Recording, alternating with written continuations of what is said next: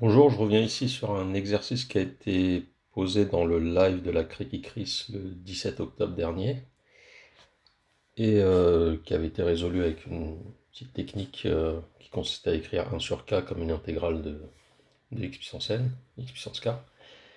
Euh, Comme c'est un exercice qui a été posé pour des maths sup MP ici en début d'année et qu'on n'a pas droit à des choses très compliquées, des développements de Taylor, je pense qu'on peut le faire avec une technique plutôt habituelle qui consiste à introduire une fonction, étudier sa dérivée, le signe de sa dérivée, les variations de la fonction, et c'est ce que je propose de faire ici.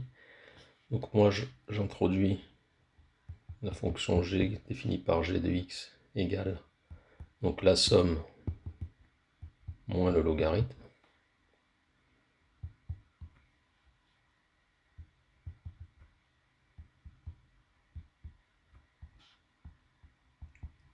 Et ensuite, je propose de montrer que cette fonction est positive sur moins 1 plus l'infini. Donc je vais étudier ces variations, donc je la dérive, chose assez classique en terminale. Donc tout est dérivable, c'est sympathique ici. Et en dérivant comme ça, le k qui est au dénominateur,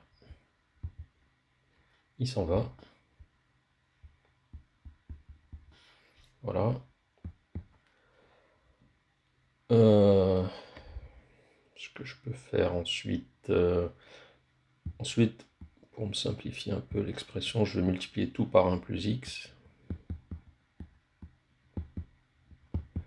Donc je fais 1 plus x fois la somme, donc le 1 va me donner la somme.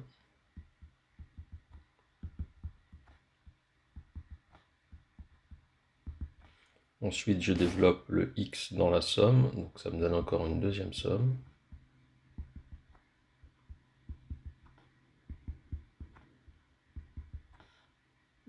Au lieu d'avoir x puissance k-1 avec le x en facteur, ça me donne x puissance k.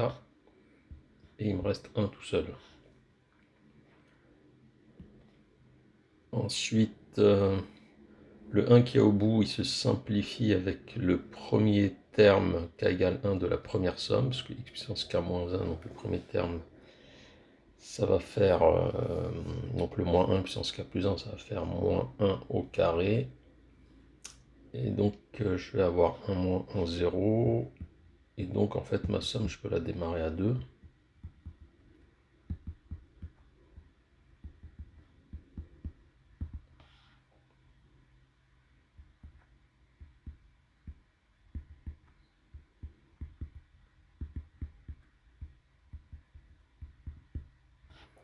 Voilà, donc là j'ai quasiment les mêmes sommes. Donc en faisant un changement d'indice, je peux me ramener quasiment à la même chose. Donc au lieu de démarrer à 2, je vais démarrer à 1. Au lieu de finir à 2p plus 1, je vais finir à 2p. Le moins 1 puissance k plus 1 devient moins 1 puissance k plus 2. Et le x puissance k moins 1 devient x puissance k.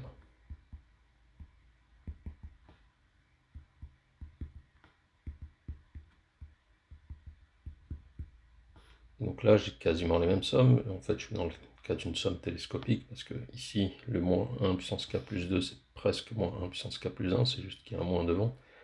Donc en fait, ça me fait somme de k égale 1 à 2p plus 1. Donc je regarde d'abord ma deuxième somme cette fois. Et ensuite, j'écris la première somme du dessus. Mais le moins 1 puissance k plus 2, je sors un des moins 1 pour qu'il me reste moins 1 puissance k plus 1 dans la somme.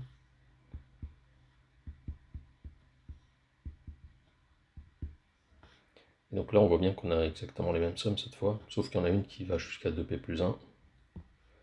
Donc il me reste moins 1 puissance 2p plus 2, x puissance 2p plus 1. Donc moins 1 puissance 2p plus 2, c'est une puissance paire, donc le moins 1 s'en va, donc il me reste x fois x puissance 2p. Ça, c'est du signe de x en fait. Donc c'est négatif sur moins 1, 0, positif sur 0 plus l'infini, et 1 plus x, donc ça je rappelle que c'est 1 plus x fois g' de x, hein. Et 1 plus x, bah, sur moins 1 plus l'infini c'est strictement positif, donc j'ai le signe de ma dérivée. X, je vais de moins 1 à plus l'infini. Donc g' de x change de signe en 0. C'est négatif avant, positif après. Donc ma fonction, elle admet un minimum en 0, qui est g de 0. Donc pour tout x dans moins 1 plus l'infini, g de x c'est plus grand que g de 0. Et g de 0 ça fait 0. G de 0 ça fait 0 parce qu'ici on n'a que des puissances de x. Donc 0 puissance k. Pour k ln de 1 de p plus 1 ça fait 0, ln de 1 ça fait 0. Et donc comme ma fonction est positive, bah, j'avais introduite pour trouver ça, hein. Donc j'ai bien la somme qui est plus grande que le logarithme. Voilà.